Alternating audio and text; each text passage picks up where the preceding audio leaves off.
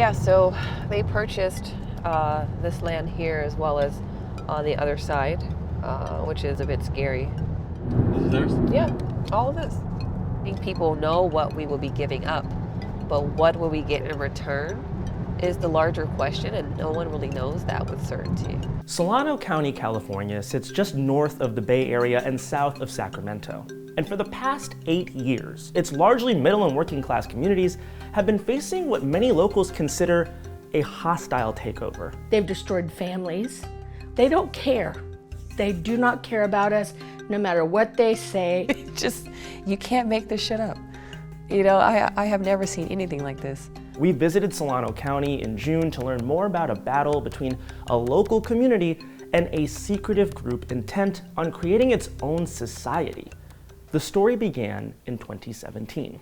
A farmer from out in the area called me and said, hey, somebody's buying land out here. And I thought, okay. He goes, but it's a lot of land. So I went down and to the county and looked at the property records, and I could see the name Flannery, LLC, and that they had bought up at that time more than 20,000 acres.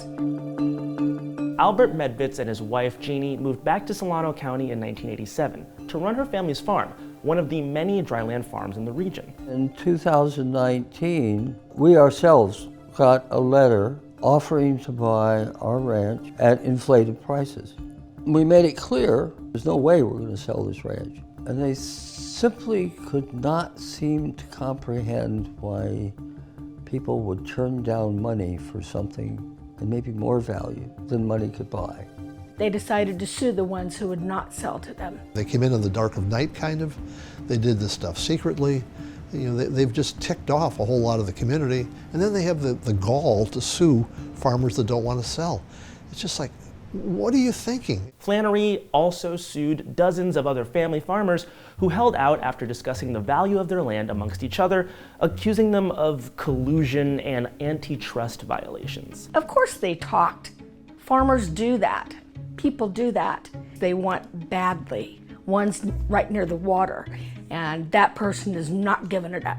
So these farmers, what's happened is they are going broke trying to fight back against these billionaire boys. It has just been agonizing. There were so many people who were wounded by this. The buyers maintained a veil of secrecy around their identity until August 2023. That's when the New York Times broke the news that Flannery, which eventually spent $900 million buying up 66,000 acres of land, is the front group for a company called California Forever. And California Forever, backed by billionaires such as Reid Hoffman, Laurene Powell Jobs, and Mark Andreessen, wants to build a privately run city in the middle of the county's protected farmland with far less regulation. The new city would be located north of Highway 12 between Travis Air Force Base and Rio Vista. The group wants to build a green community that it claims will include thousands of affordable homes, shopping, dining, and walkable neighborhoods. So they're saying they want to be good neighbors with people in Solano County, and at the same time they're suing their own literal fence-by-fence neighbors. Investors in California Forever have been largely mum on the project and strategy. The public face of California Forever is its CEO, a former Goldman Sachs whiz kid named Jan Schwamek.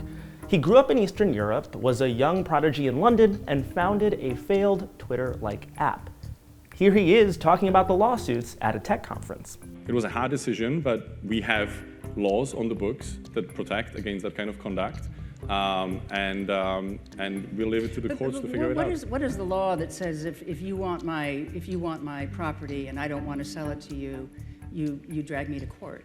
There's no law like that. What we have a law against is the law that says if the 6 gas companies, the gas stations in town get together and say that they're going to charge $50 for gas, then there's price-fixing laws against that. Schwamek has also been confronted by residents. Let me say respectfully.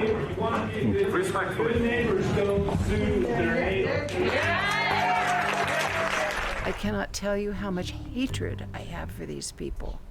just hatred. Schrammick was crude and did not understand that he would have had a much better reception if he had talked to people. Schrammick self-published a book in 2009 titled Racing Towards Excellence, which summed up his personal outlook with a misquote attributed to Ayn Rand. Quote, "The question isn't who's going to let me, it's who's going to stop me." The stakes are sky high, both locally and for the nation. If the project goes through, a precedent will be set, with billionaires able to buy their way through community resistance and create their own privately held societies.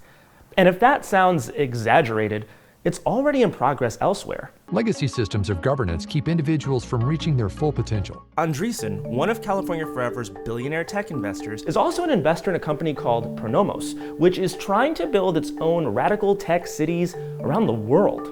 In Honduras, Pronomos purchased land unbeknownst to locals in order to build Prospera, a libertarian, Bitcoin-powered city, and now that the country wants them out, the company is suing to establish autonomy. Prospera has had a very negative impact on our community because the mental stress that we are under. We don't know when our home will be taken from us. Prospera is being very slowly built along the ocean in an area with some existing infrastructure. California Forever brings the idea to the US with just as much mystery and libertarian zeal. I first met Jan. He came to City Hall and met with me, and I had my city manager there as well. And the one thing that's always stuck out with me in that discussion was we asked him, what kind of governance are you talking about if you're making a city? And he said, we're going to do something completely different. It won't be what you're used to. And we asked him to go a little further, and he did not. But it wasn't going to be like a city council kind of thing. I think the biggest disadvantage will be to the individuals in the new community because you don't have an elected official to hold accountable. You don't have anyone that you can directly communicate your concerns to. This is a key promise of the so-called network state movement, a tech separatist effort to create private, self-governed utopias. Schrammick has claimed he isn't interested in the movement, but several of California Forever's top investors are involved, and its creator called the would-be city a prime example of his idea. The network state is about the book is about the bare land version of it, right? Which is already being tried. You're seeing it in Northern California. Donald Trump, supported by Andreessen and other Silicon Valley libertarians, has a similar plan, but he calls them freedom cities. No, you can't serve two masters, is my opinion. So one will always suffer. Either you'll answer to the people that you're serving or your investors, but you really can't do both. Schrammick has talked repeatedly about removing regulations around building, which is key to the network state's self-government plan and a dream for developers. And when I look at all of these plans or places that I visited, I often wonder, was the original vision somehow more radical? And then it got watered down because the fire department said something and the city said something.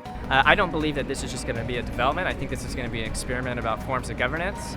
And when you have somebody like Mark Andreessen writing the Techno-optimist manifesto, claiming that words like sustainability are a curse on society, I think that's extremely exaggerated. When we spoke with Solano County locals and officials, they voiced some similar concerns about the proposed city, its size, and how it impact the generations of residents. My fear is that building a development like this, where it could be up to 400,000 people in a county of 450,000 people, it's not being built for the people of Solano County. And we have to deal with the consequences.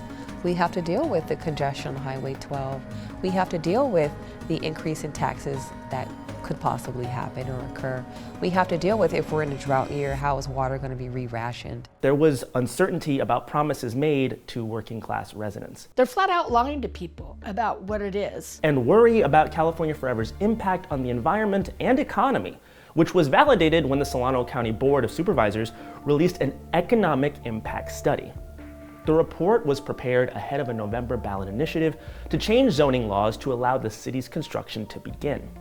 Polling already showed mass opposition to the plan. Then this happened. California Forever announcing today its East Solano plan will no longer be on the ballot in November. Now the company is promising to make adjustments and try again in 2026. But the issues they face run deeper than deficits. Many of them are a matter of just misunderstanding the region.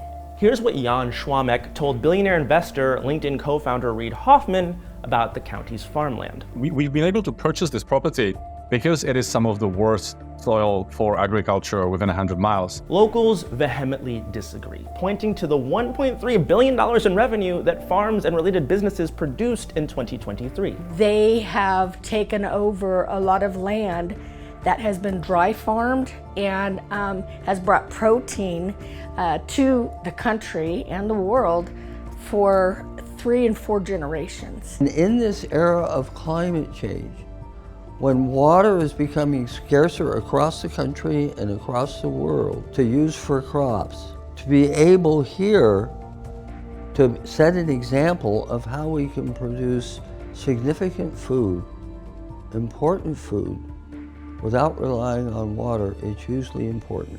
The Orderly Growth Initiative has governed land use and planning in Solano County for 40 years, keeping cities growing without impacting farmland. Voters would have to approve changes to the law for the city to be built on protected farmland.